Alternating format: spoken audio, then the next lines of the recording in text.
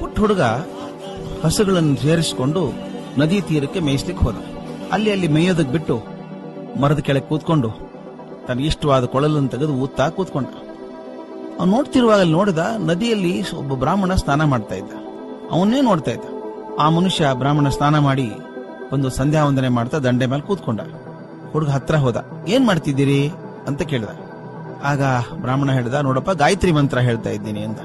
ಏನ್ ಹಂಗಂದ್ರೆ ಹುಡುಗ ಕೇಳ್ದ. ನಿನಗೇನ್ ತಿಳಿತದೋ ಅಶಿಕ್ಷಿತ ಹುಡುಗ ನೀನು, ನಡಿ ಆಚೆ ಅಂದ್ರು. ಸರಿ ಹೋಗ್ತೇನೆ, ಅದೊಂದು ಪ್ರಶ್ನೆ, ನೀ ಮಂತ್ರ ಹೇಳುವಾಗ ಮೂಗ್ ಯಾಕೆ ಹಿಡ್ಕೊಂಡಿದ್ರಿ? ಮೂಗ್ ಮುಚ್ಕೊಂಡಿದ್ರಲ್ಲ ಯಾಕೆ ಅಂತ. ಅದು ಮೂಗ್ ಮುಚ್ಚೋಳಗಲ್ಲ, ಅದು ಪ್ರಾಣಾಯಾಮ ಮಾಡಬೇಕು. ಹಾಗೆ ಶ್ವಾಸ ಸರಿಯಾಗಿ ಗಟ್ಟಿ ಹಿಡ್ಕೊಂಡಾಗ ಮನಸ್ಸು ಏಕಾಗ್ರ ಆಗಿ ಭಗವಂತನ ದರ್ಶನ ಆಗ್ತದೆ ಅಂತ ಬ್ರಾಹ್ಮಣ ಹೇಳ್ದ.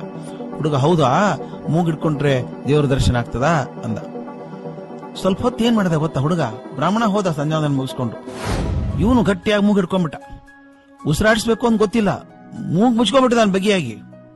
ಭಗವಂತ ನೀನ್ ಕಾಣೋ ತನಕ ನಾ ಮೂಗ್ ಬಿಚ್ಚಲ್ಲ ನಾನು ಅಂದ. 10 ಸೆಕೆಂಡ್ ಆಯ್ತು, 20 ಸೆಕೆಂಡ್ ಆಯ್ತು, ಬಿಡೋದಿಲ್ಲ ಕೈ ಹುಡುಗವ. ಉಸಿರೇ ನಿಂತಂತಾಯ್ತು. ಬಿಡೋ, ಮೂಗ್ ಹಿಡ್ಕೊಂಡ್ಬಿಟ್ಟಿದ್ದಾನೆ ಗಟ್ಟಿ. ಆ ಮುಗ್ಧತೆ ಒಂದು ಸತ್ಯ ಹೋಗ್ತೀನಿ ನಾನು ಭಗವಂತ ಬರದೇ ಹೋದ್ರೆ ಅಂತ. ಅವನ ನಂಬಿಕೆಗೆ ಮನಸ್ಸೋತು ದೇವರು ಬಂದ್ಬಿಟ್ಟಂತೆ ಮುಂದೆ ಪ್ರತ್ಯಕ್ಷ ಆಗಿ. ಮಗು ಮೂಗ್ ಬಿಡಪ್ಪ, ನಾ ಬಂದಿದ್ದೆ ನೋಡು, ಭಗವಂತ ಬಂದಿದ್ದೇನೆ ಅಂದ.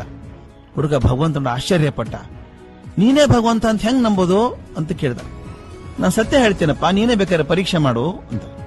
ಹಾಗಾದ್ರೆ ಒಂದು ಕೆಲಸ ಮಾಡು, ನೀ ಇಲ್ಲೇ ಇರು, ಆ ಬ್ರಾಹ್ಮಣನ್ ಕರ್ಕೊಂಡ್ ಬರ್ತೇನೆ, ಅವನೇ ನೀನು ಭಗವಂತ ಅಂತ. ನೋಡಿದವರಲ್ಲ ಭಗವಂತ ನಾವು ನೋಡಿದಾರಂತೆ, ನೀನೇ ಭಗವಂತ ಅಂದ್ರೆ ಸರಿ ಅಂದ್ರು. ನೋಡೋ ನಾ ಬರತಂಕ ಎಲ್ಲೇ ಇರ್ಬೇಕು ನೀನು ಅಂತ ಹೇಳಿ ಹಗ್ಗ ತಗೊಂಡು ಭಗವಂತನ ಗಿಡಕ್ಕೆ ಕಟ್ ಹಾಕಿದ್ನಂತೆ. ಓಡ್ ಹೋಗಿ ಬ್ರಾಹ್ಮಣನ್ ಕರ್ಕೊಂಡ್ ಬಂದ. ನೋಡಿ, ನೀವು ಮೂಗ್ ಹಿಡ್ಕೊಂಡು ಪೂಜೆ ಮಾಡುವಾಗ ಭಗವಂತ ಬರ್ತಾನೆ ಅಂದ್ರಲ್ಲ, ಇವನೇ ಹೌದಲ್ಲೋ, ಇವನೇ ಭಗವಂತ ಹೌದಲ್ಲೋ ಅಂತ ಕೇಳಿದಂತೆ. ಅವನು ಪಾಪ ಹುಟ್ಟಿನಿಂದ ಮಾತ್ರ ಬ್ರಾಹ್ಮಣ, ಮನಸ್ಸು ಶುದ್ಧ ಆದದ್ದಲ್ಲ ಅವನು. ಅವನಿಗೇನು ಕಾಣಿಸ್ಲಿಲ್ಲ, ಗಿಡ ಒಂದೇ ಕಾಣಿಸ್ತಾ ಇತ್ತು. ಸ್ವಾಮಿ ಎಲ್ಲಿ ಭಗವಂತ ಎಲ್ಲಿ ಅಂತ ಕೇಳ್ದ. ಅಲ್ಲಿದ್ದಾನಲ್ಲ ಸ್ವಾಮಿ, ಕಟ್ಟಿ ಹಾಕಿದ್ದೀನಿ ನೋಡಿ, ಹಗ್ಗ ಕಟ್ಟಿ ಹಾಕಿದ್ದೀನಿ, ಅವನೇ ಭಗವಂತ ಅಲ್ವಾ?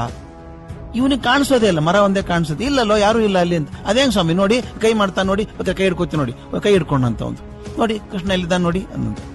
ತಲೆ ಉಪಟ ಕಾಟ ಕಾಳಲಾರದೆ, ಹೌದಪ್ಪ ಹೌದು ಅವನೇ ಭಗವಂತ ಹೋಗು ಅಂತೇಳಿ ಹೋಗ್ಬಿಟ್ಟ. ಹುಡುಗನ ಸಮಾಧಾನ ಆಯ್ತು. ಆ ಬ್ರಾಹ್ಮಣ ಇವನ್ ದೇವ್ರು ಅಂದ್ಮೇಲೆ ಇವನೇ ಇರ್ಬೇಕಲ್ಲ ದೇವ್ರು ಅಂತ ಹಗ್ಗ ಕಟ್ಟು ಬಿಚ್ಚಿದ. ಬಹಳ ಮುಗ್ಧ ಹುಡುಗ ನೋಡಿ ಭಗವಂತ ಹೇಳಿದಂತೆ, ಮಗು ನಿನಗೇನಾದ್ರೂ ಬೇಕೋ ಕೇಳೋ ಕೊಡ್ತೀನಿ ಅಂದಂತೆ. ಹುಡುಗ ಹೇಳಿದ, ನನಗೇನು ಬೇಡ ಸ್ವಾಮಿ, ಎಲ್ಲ ಇದೆ, ಅಪ್ಪ ಅಮ್ಮ ತುಂಬಾ ಚೆನ್ನಾಗಿದ್ದಾರೆ, ಆಡೋದಕ್ಕೆ ಗೆಳೆಯರಿಲ್ಲ ನನಗೆ. ಅದಕ್ಕೊಂದು ಕೆಲಸ ಮಾಡೋಣ, ದಿನ ಬಂದು ನಾನು ಹಸುನ್ ಬಿಟ್ಬಿಡ್ತೀನಿ ನಾನು ಮೇಯೋದಿಕ್ಕೆ, ಒಬ್ಬನೇ ಇರ್ತೀನಿ, ನನ್ನ ಜೋಡಿ ಆಟ ಆಡ್ತೀಯ ದಿನ ಬಂದು? ಆಯ್ತಪ್ಪ ಬರ್ತೀನಿ, ಕಾಜ್ ಬಿಡು. ಹಾಗಾದ್ರೆ ನಾ ಏನ್ ಮಾಡ್ತೀನಿ, ಗಟ್ಟಿಯಾಗಿ ಮೂಗ್ ಹಿಡ್ಕೊಂಡ್ಬಿಡ್ತೇನೆ, ಹಿಡ್ಕೊಂಡು ಬರ್ಬೇಕು ಅಂತ ಕರಾರ್ ಹಾಕಿದ. ದೇವ್ರು ಒಪ್ಕೊಂಡಂತೆ. ಹಲವಾರು ವರ್ಷಗಳವರೆಗೆ ಈ ಹುಡುಗ ಭಗವಂತನ ಜೋಡಿ ಹಸು ಮೇಯಿಸುವಾಗ ದಿನ ಆಟ ಆಡೋನು, ಕಾಲು ಕಳೆಯೋನು. ಒಂದಿಷ್ಟೋ ವರ್ಷ ಆದ್ಮೇಲೆ ಬ್ರಾಹ್ಮಣ ಅದೇ ದಾರಿಯಲ್ಲಿ ಮತ್ತೆ ಬರ್ತಾ ಇದ್ದ. ಈ ತರುಣ ಓಡ್ ಹೋಗ ನಮಸ್ಕಾರ ಮಾಡಿದಂತೆ, ಸ್ವಾಮಿ ನಿನ್ನಿಂದಾಗಿ ನನ್ನ ಭಗವಂತನ ಜೋಡಿ ಆಟ ಆಡುವಂತ ಅವಕಾಶ ಸಿಕ್ತು. 16 ವರ್ಷ ಆಯ್ತು ಈಗ ಇದೇ ರೀತಿ ಭಗವಂತ ಆಟ ಪಾಡ್ ಬಂದಿದ್ದೀನಿ ನಾನು ಅಂತೆಲ್ಲ ಹೇಳಿದ.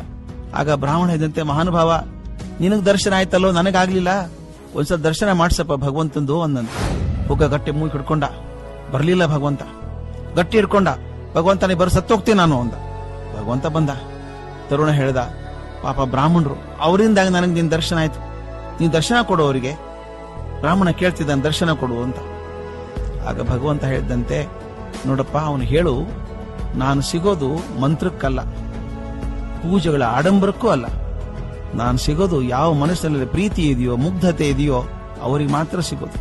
ನಿಮ್ ಗುರುವಿಗೆ ಹೇಳಿ, ನೀನು ಮುಂದಿನ ಜನ್ಮದಲ್ಲಾದ್ರೂ ಪ್ರಾರ್ಥನೆ ಮಾಡುವಾಗ ಮನಸ್ಸನ್ನ ಸ್ವಚ್ಛ ಇಟ್ಕೊಂಡು ಶುದ್ಧ ಮನಸ್ಸಿಂದ ಪ್ರಾರ್ಥನೆ ಮಾಡೋ ಕೇಳು, ದರ್ಶನ ಭಾಗ್ಯ ಸಿಕ್ಕಿತು ಅಂತ ಹೇಳಿ ಮಾಯಾದ. ಸ್ವಾಮಿ ನಾವು ಏನೇನೋ ಹೋಮ ಮಾಡ್ತೀವಿ, ಯಾವ್ಯಾವ್ದು ಹವನ ಮಾಡ್ತೀವಿ, ಹಿಂಗಾದ್ರೆ ಒಳ್ಳೇದಾಗ್ತದೆ, ಹಿಂಗಾದ್ರೆ ಅಧಿಕಾರ ಬರ್ತದೆ, ಹಿಂಗಾದ್ರೆ ಅಧಿಕಾರ ಉಳ್ಕೊಳ್ಳುತ್ತೆ ಅಂತ ಏನೇನೋ ಮಾಡ್ತೀವಲ್ಲ ನಾವು.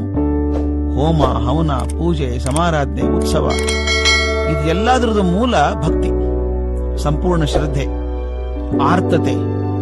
ಅದಕ್ಕೆ ಮಾತ್ರ ಭಗವಂತ ಒಲಿತಾನೆ. ಇಲ್ವಾದ್ರೆ ಈ ಗಲಾಟೆಗೆ ಅವನು ಕೂಡ ಇರಲ್ಲ, ಓಡಿ ಹೋಗ್ತಾನೆ.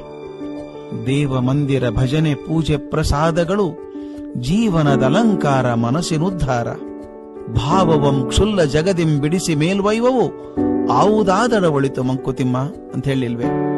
ದೇವ ಮಂದಿರ ಭಜನೆ ಪೂಜೆ ಪ್ರಸಾದ ಇವೆಲ್ಲ ಯಾವುದು ಅಂದ್ರೆ ನಮ್ಮ ಮನಸ್ಸನ್ನ ಸ್ವಲ್ಪ ಶುದ್ಧೀಕರಿಸಿ ಸ್ವಲ್ಪ ಎತ್ತರಕ್ಕೆ ತಗೊಂಡು ಹೋಗ್ತವೆ, ಒಂದು ಕ್ಷಣವಾದ್ರೂ ಮೇಲಕ್ಕೆ ತಗೊಂಡು ಹೋಗ್ತವೆ. ಆದ್ರಿಂದ ಯಾವುದನ್ನಾದ್ರೂ ಮಾಡ್ಕೊಳ್ಳಪ್ಪ ಮಾರಾಯ, ಹೃದಯ ಶುದ್ಧಿ ಮಾಡ್ಕೋ ಅನ್ನೋ ಮಾತು DVG ಅವ್ರದ್ದು. ಅದೇ ಮಾತಿಗೆ ಪೂರಕವಾಗಿರುವಂತಹ ಕಥೆ ಇದು. ಭಗವಂತ ಒಲಿಯೋದು ಮುಗ್ಧತೆಗೆ, ಭಕ್ತಿಗೆ, ಆಡಂಬರಕ್ಕೆ, ಪೂಜೆಗಲ್ಲ.